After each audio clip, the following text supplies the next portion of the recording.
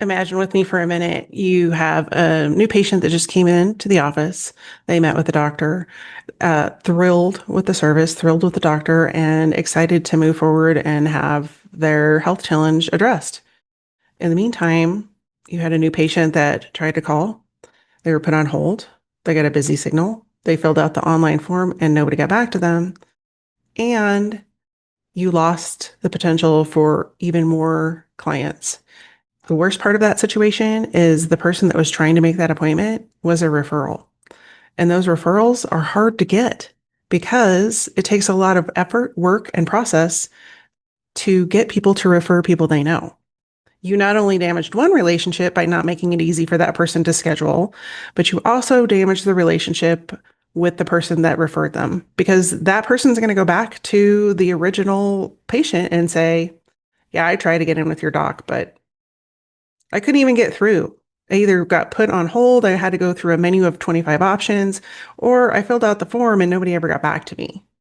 If you're experiencing this, you are leaving so much money on the table. And we're going to talk about in this episode what you need to do to fix the challenges and to eliminate the friction between new patients and even existing patients getting on your schedule so that they remain happy or become happy patients. If we haven't met yet, I'm Elisa Connor, and every week I show up to help specialty medical practices and professional service business owners connect the tactics of their marketing to actual client and patient growth. If you're struggling with seeing the traction of your marketing making a difference in your business, you want to stay tuned. Access friction is the most underestimated factor in practice growth. And the reason that it isn't really paid attention to is because practices are focusing on things like attracting the best physicians for their office, building more locations, making improvements to the facilities they're in, or even offering really high clinical quality. But if patients can't schedule and there's so much friction between trying to get an appointment and actually getting in the door, you're losing not only patients, but lots and lots of revenue. Research statistics around patient access to your office are a little bit astounding. 60% of patients will abandon a phone call if they're put on hold for more than 1 minute, and they won't ever call back. 35% hang up after 2 minutes. So if your team is trying to address a more challenging situation and they've put somebody on hold and it's been more than 2 minutes, you've lost them forever. They're going to someone else. And the hard part about this is these aren't patients that didn't need care. They needed care, but they don't have time for you to get your act together. And so the more challenging you make it, the more challenging it becomes for you to grow your practice.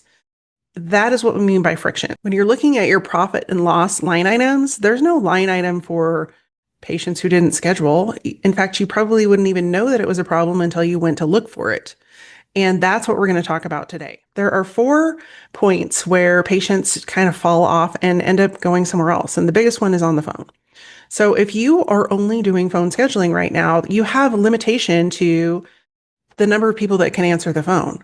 And if people are being put on hold or they're getting a busy signal or they're forced to go fill out an online web form, chances are they're going to go with somebody else. They're going to go with somebody that has online scheduling because that's the world we live in. And so if you haven't upgraded your practice to include online scheduling, you're being left behind by your competitors. And that's the reality of the situation. And that's not just in practices, that's in business in general. If you don't have an online scheduling option for people that don't have the capacity or the time or the ability to go on and schedule appointments with you because they're at work, they're at soccer practice, they're in the car with a bunch of people, whatever it might be, if you don't have another option for them, they are going to someone that provides that option. And so you are automatically losing the potential patients and clients that you could have from that online scheduling option. But let's dive into the phone. If we're looking at people that are trying to book a phone call appointment, and there are people that will want to do that, and a lot of it is generational. But the reality is if you only have 2 people that are answering phone calls for 45 doctors, you have a lot of people sitting there waiting. And the longer they wait, the madder they are, and the less likely they're going to sit there and wait until somebody gets to them. And it's because the world is very busy. Everybody has a schedule, and we are not patient. We are used to instant gratification. We have been primed to have instant gratification at this point in the world. And so if you aren't addressing the biggest challenges of people scheduling online in some way, shape, or fashion that gives people an option or gets to them quickly, you're losing patients by the minute. And it can attune to over almost $900,000 a year. And that's really scary when you look at that as part of your bottom line for something that could be addressed so simply. The second place people are losing patients is with online scheduling. And you would think, oh, online scheduling is going to solve all our problems. Well, it could if it's done right. But however, it's not always done right. And all of the appointment availability is not listed there, or it takes so many clicks to get to an appointment that people give up, or you require too much information for people to even know if they want an appointment with you because you're asking them for 15 pieces of information and they don't even know if there's a time that's going to fit with their schedule. And so if you're going to move to online scheduling, you need to really take into consideration the patient journey and the customer journey. The same goes for if you have a professional services business. If you're asking for 15 pieces of information before they ever get an appointment, they're going somewhere else because the appointments, they can click on the button and there are the appointments. The other place that I see people struggle with online scheduling, I just had this experience with an office that I was analyzing, is that they only set up online scheduling for current or existing patients. And that's not helping you at all because those people already have access likely to some sort of back end portal where they can log in and get the information they want or have a conversation with their doctor. Whereas new patients, they need to have that online scheduling and you want them to have it and you want to make it easy for them to be able to do that. Because if you aren't, they're going to your competitors. I did a recent video where I was analyzing 6 different practices.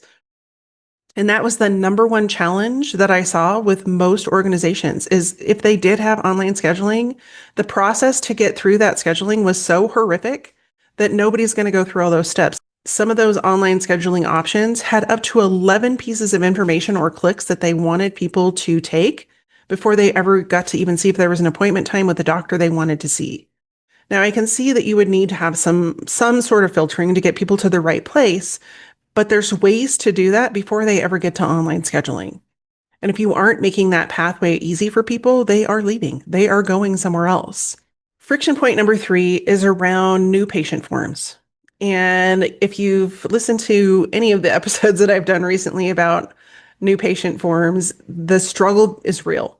You're asking people to fill out paperwork online, and then they come into the office and it either can't be found, it didn't get processed, and then you ask them to fill it out again. Or the process to fill out the paperwork is so convoluted and complicated that they just give up halfway through the process and they go find someone else, or they just decide this isn't worth my time and energy. And so that's another place that you're losing patients. If you're making it really hard for people to fill out the paperwork, for example, they have to print it out and then fill it out and then either scan it or fax it or in some way get it back to you, that is where you're losing people. That's another 4, 5, 6, 7, 8 steps.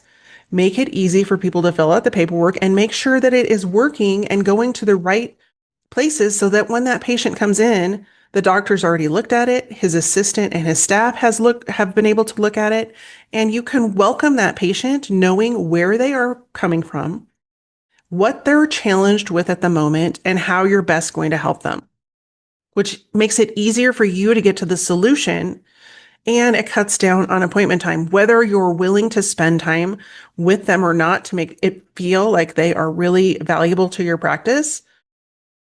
Eliminating repetitive storytelling, for lack of a better term, of what is going on with them is going to free up time.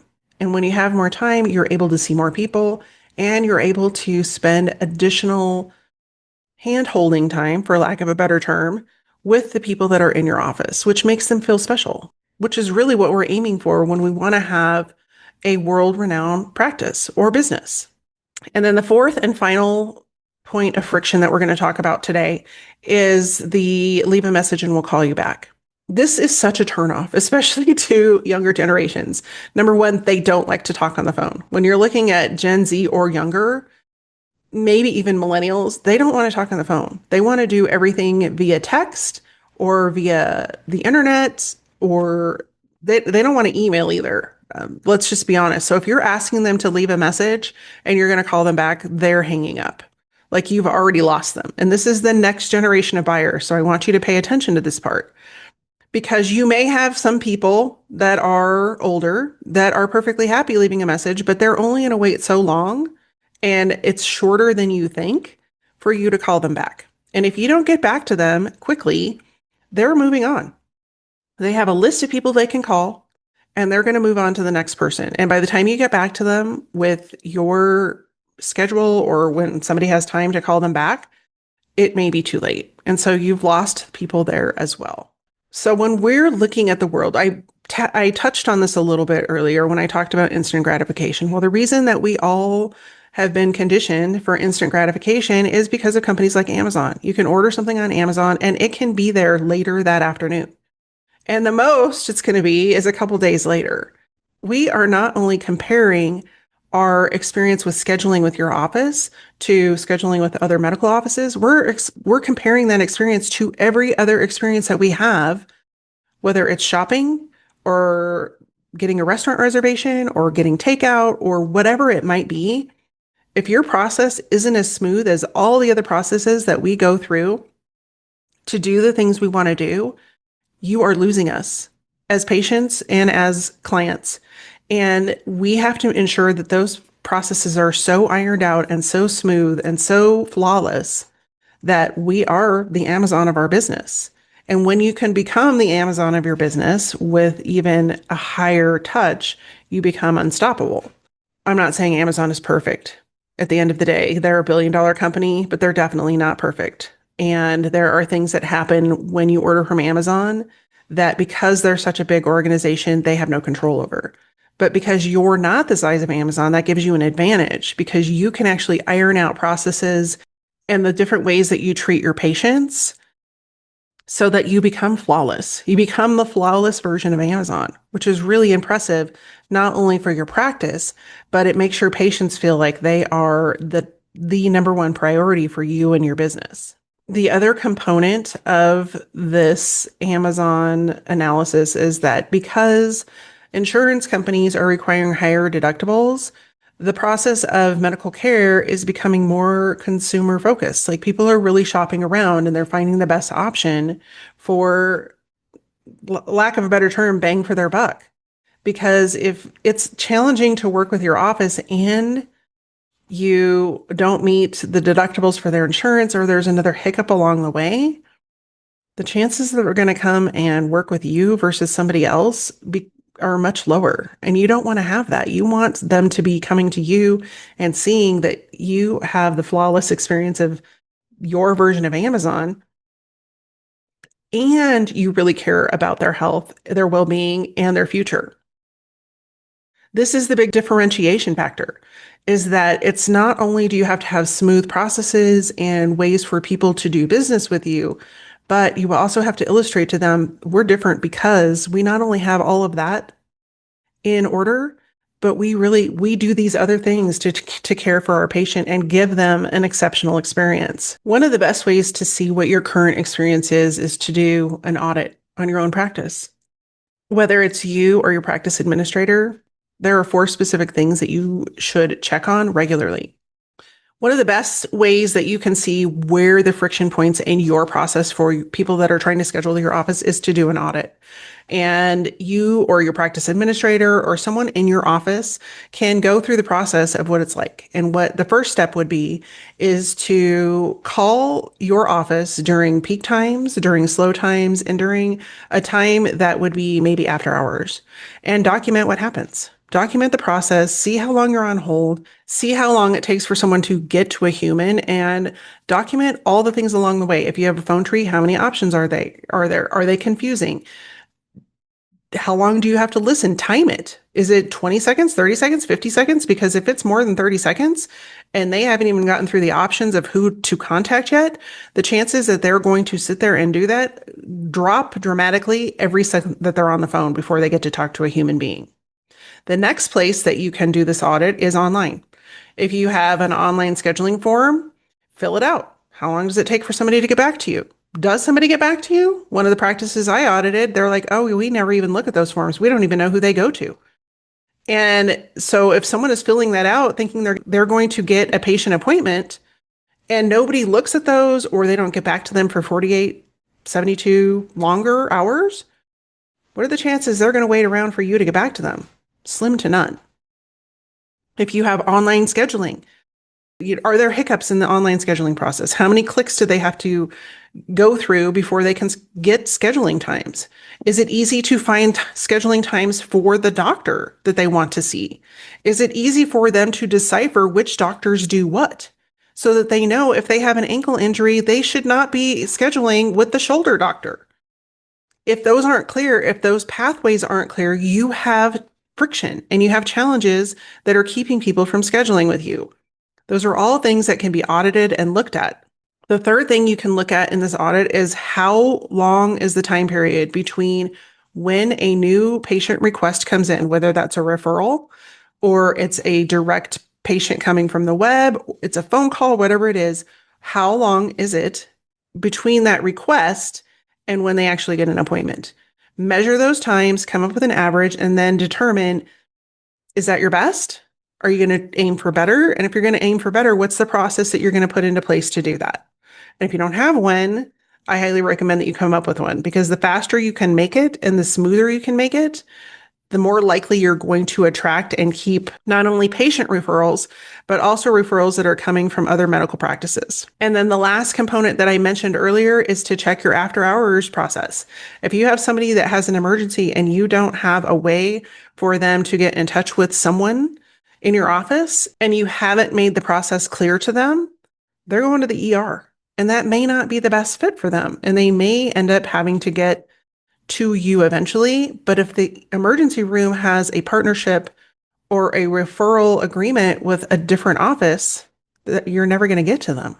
So what's your process in place? What's the options that you can offer people that need after hours care? And are you clearly communicating the way that works in your practice? And if you're not, that's an area that you can also improve in. The purpose of this is it's not to create shame. It's not to tell you what you're doing wrong. It's not to point out all of the places that are inefficient. What it is an opportunity for you to see from a new perspective what's happening from the outside in. Oftentimes, whether you're in business or you are in medicine or any type of organization, is we are only privy to the things that happen to us on a daily basis. We wear blinders in our business. I've seen this not only with corporate 500 businesses, but also entrepreneurs. We walk around with blinders because we are surrounded by people who see the world the way we do, because we're always together. But when you have an outside perspective, you can bring new visibility and a perspective to the organization so that you can make viable changes. And that doesn't mean you have to change everything all at once. Like, nobody's going to be able to go through this process, this audit process, and fix everything in a week or 30 days or even 90 days, because things take time and it's not the only thing you have on your docket. But bringing awareness to that and then chipping away at it a little bit at a time is going to make a huge difference. And it's also going to help you delineate yourselves from other people in your industry. And so I thought it would be helpful if you had a process for you to follow to start to fix some of these challenges that become visible to you and to your organization, so that you can recoup some of the return on investment you're making for whether it's online scheduling or your marketing or your referral partnerships or whatever it might be, so that you're removing any kind of friction that would keep people from booking appointments with your practice and ultimately becoming not only patients, but additional people that could refer you and your practice to their friends, family, and anyone else. The first step of this practice is to set a baseline. And so if you're implementing online scheduling, you set a baseline of the minimum or the maximum amount of time it takes for anyone to get back to someone who fills out a form, makes a call, leaves a message, whatever it might be, for your practice. And this includes scheduling new appointments, whether it's you're sending them an email to confirm, or they get a phone call from somebody in your office that says, hey, we saw that you came in, or we saw that an appointment request came in for you to see Dr. Who's It. And we want to make sure that you have everything you need including the paperwork link so that that can get filled out before you get here, because that's going to save you time. It saves the doctor time, and we can be up to speed on what's happening with you. So we're not wasting your time while you're here. If your baseline response is 2 hours, then you need to stick with it and make sure that it's happening. And there needs to be some sort of measurement that goes along with that. Like within 30 days, we are going to make sure we're meeting our 2 hour minimum window. And so set the baseline and make adjustments to your process, to your people, and to everything going on with that process as time goes on so that you are meeting it. And don't move on to the second step of this process until you've met your baseline. The second component is to reduce hold time. And one of the best ways to reduce hold time is to offer people the option for a callback. And if your phone system does not provide this, then you need to switch systems, because the technology is available and it should be an easy, quick fix for your phone system to be able to add that as an addition in your menu. In fact, I probably wouldn't even have any additional menu options. I would say either can hold, here's the hold time, or if you push this button, we'll call you back. And have again, standard time that you're going to be calling people back. Is it 10 minutes? Is it 15 minutes? Is it an hour? And it doesn't have to be exact every time, but you have to have an idea. Is it going to take people an hour to get back to them because the phones are blowing up? Or is there someone else in your practice that can make those phone calls? And the other component of this is if you have the ability through your phone system, some of them have it, some of them don't, to track the number of calls that are lost because they hang up or they give up, then I would start tracking those things too, because that's going to tell you a lot about what's happening on those phone calls and see if there's a way for you to improve that or what you need to do in your practice or your office to make improvements in that way. Because you can't improve it if you don't know what's happening. And so anything that can be measured, I am a huge fan of. And then the third component is to create some sort of metric tracking for every new inquiry that comes in, and whether or not that leads to a patient scheduling, or if patients come in, you're tracking who they came from, how they heard about you. And this doesn't have to be complicated. If you have a CRM, great, put it in there. If you don't, open up a Google Sheet, an Excel spreadsheet, or whatever it is, and have your team start tracking that information. It is a simple question. You can add it. You can add it to an online form. You can add it to a simple check-in conversation. And if everybody has access to it, it makes it easy for people to go in and start to track those things. But the most important part of this is the tracking, because if you're not tracking what's happening here, here, or here, then there's no way to know what is working and what isn't working when it comes to your referral partnerships, your online marketing, your offline marketing, and all of the other ways that people are finding out about your business. And it can be as simple as 2 questions. How did you hear about our practice? Awesome. We want to make sure that we are keeping those referral, if it's another PCP practice, for example, we want to make sure that we're keeping those relationships solid and that we're taking care of those people because we really appreciate them sending them over. If it's a patient referral, even better. We want to thank them in some way.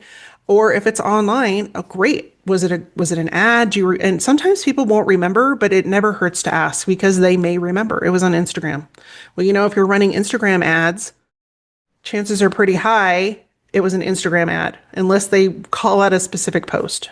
The simple act of tracking this is going to highlight and make visible places that you're losing patients within your practice. So, as you know, with every episode, I try to have an action plan, and this week is no different. And so your action plan is pretty simple. We just went through it. It's to find somebody in your office, whether that's you, a practice administrator, somebody that handles the incoming calls most often, to go and do this audit on your practice. Call your practice, go through the online scheduling option that you offer. Whatever options you give to patients, go through every single one and document your experience. And talk about the good things too. Oh, they really answered the call quickly. They had answers to all of my questions. They gave me more information than I needed. And that's why it's almost better if you do this anonymously and they don't know who is calling. And so oftentimes it has to be somebody that's not directly linked to the front desk, or, their voice can't be as recognized, because it gives you a more neutral experience and will show you exactly what's happening with your potential patients. The second step of this process is for you to go and look at all the data you can for anybody that's making a new patient inquiry, whether that's website forms or online scheduling, or they're making a phone call. And you want to see how many of those inquiries actually turned into patients if you can.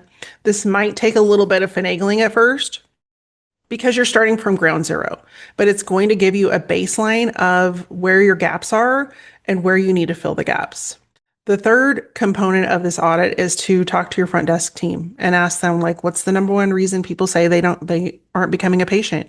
Or what do you hear most often about the patient booking experience that's causing it to be a challenge for our future patients?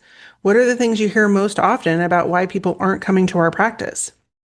And then start documenting those things, because those are the immediate things that you want to focus on and fix. One of the things that I specifically do for specialty medical practices is to complete this audit for them. As an outside observer, it's easier for me to pick up on things that are happening in all of the different ways that they can schedule an appointment with you. And I'm going to thoroughly document all of the hiccups that I see along the way and the places that you're leaving not only patients behind, but revenue.